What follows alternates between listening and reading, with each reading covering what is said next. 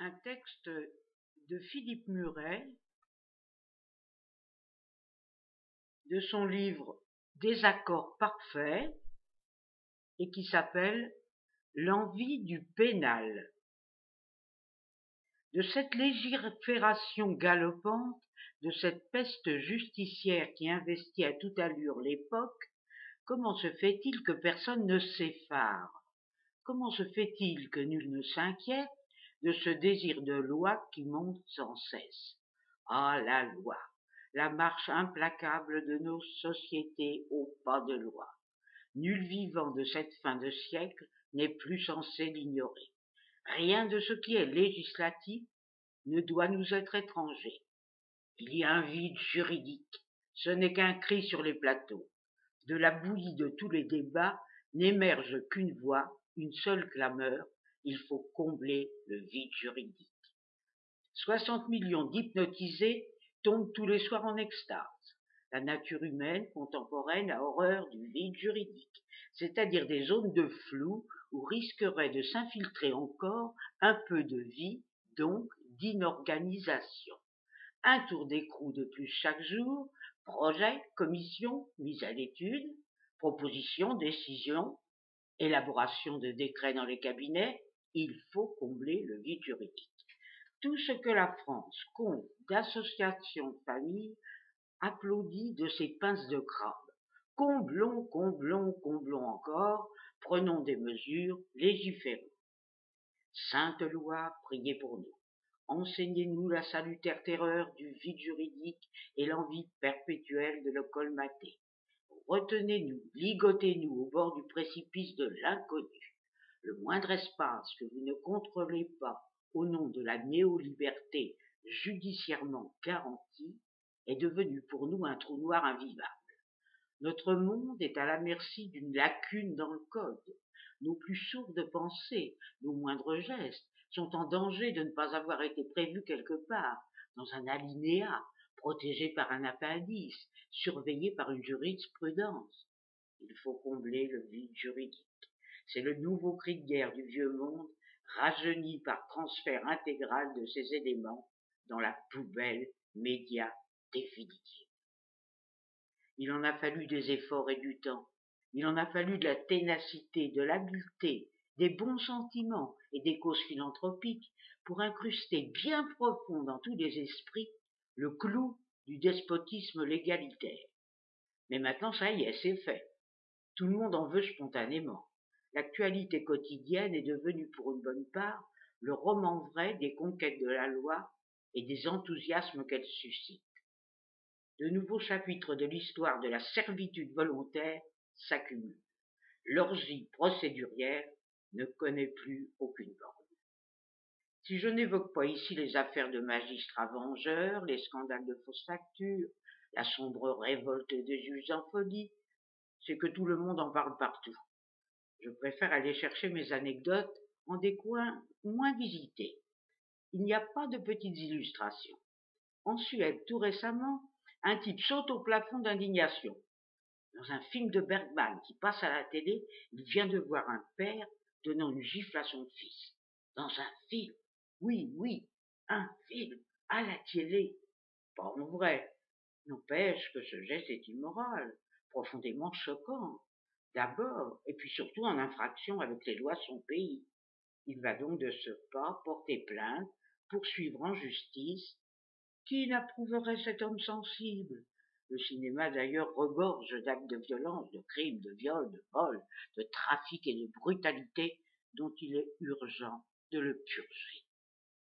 On s'attaquera ensuite à la littérature. Duralex, sed lex. Il y a des soirs où la télé, pour qui la regarde avec la répugnance requise, ressemble à une sorte de foire aux lois. C'est le marché des règlements. Un lex shop à ciel ouvert. Chacun s'amène avec son brouillon de décret. Faire un débat sur quoi que ce soit, c'est découvrir un vide juridique. La conclusion est trouvée d'avance. Il y a un vide juridique. Vous pouvez fermer votre poste. Le rêve consiste clairement à finir par interdire peu à peu et en douceur tout ce qui n'est pas encore absolument mort. Il faut combler le vide juridique.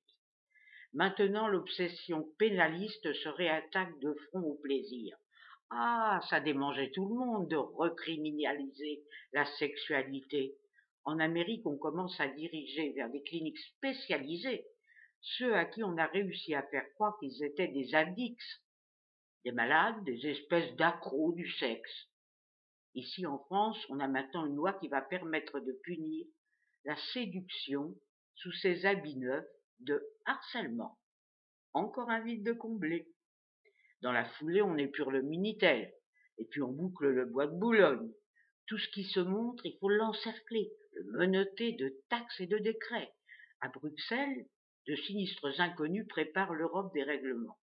Toutes les répressions sont bonnes à prendre, depuis l'interdiction de fumer dans les lieux publics, jusqu'à la demande de rétablissement de la peine de mort, en passant par la suppression de certains plaisirs qualifiés de préhistoriques, comme la corrida, les fromages au lait cru ou la chasse à la palombe. Sera appelée préhistorique n'importe quelle occupation qui ne retient pas, on ne ramène pas le vivant d'une façon ou d'une autre à son écran de télévision. Le spectacle a organisé un nombre suffisant et assez coûteux de distractions pour que celles-ci désormais puissent être décrétées obligatoires sans que ce décret soit scandaleux. Tout autre genre de divertissement est un irrédentisme à effacer, une perte de temps et d'audimat. Toutes les délations deviennent héroïques.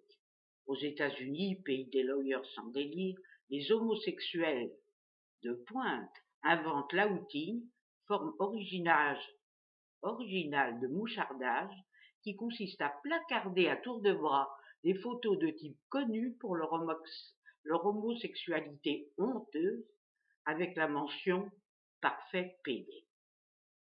Transparence, le mot le plus dégoûtant en circulation de nos jours. Mais voilà que ce mouvement d'outing commence à prendre de l'ampleur. Les chauves s'y mettent aussi. Ils affichent à leur tour des portraits, des photos de célébrités qu'ils accusent de porter des moumoutes. On va démasquer les emperruqués qui n'avouent pas. Et pourquoi pas après ça les porteurs de fausses dents, les bonnes femmes liftées, les cardiaques à pacemaker. L'ennemi héréditaire est partout depuis qu'on ne peut plus le situer nulle part, massivement, à l'est ou à l'ouest. C'est l'ère du vide, mais juridique. La bacchanale des trous sans fond. À toute vitesse, ce pseudo-monde en perdition est en train de recréer, de briques et de broc, un principe de militantisme généralisé qui marche dans toutes les situations.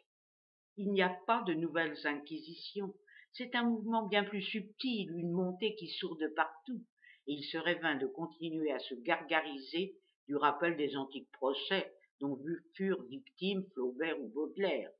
Leur persécution révélait au moins une non-solidarité essentielle entre le code et l'écrivain, un abîme entre la morale publique et la littérature.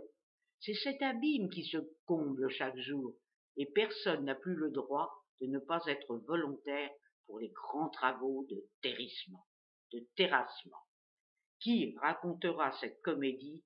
Quelle Racine osera demain composer les nouveaux plaideurs? Quel écrivain s'échappera du zoo légalitaire pour en décrire les turpitudes?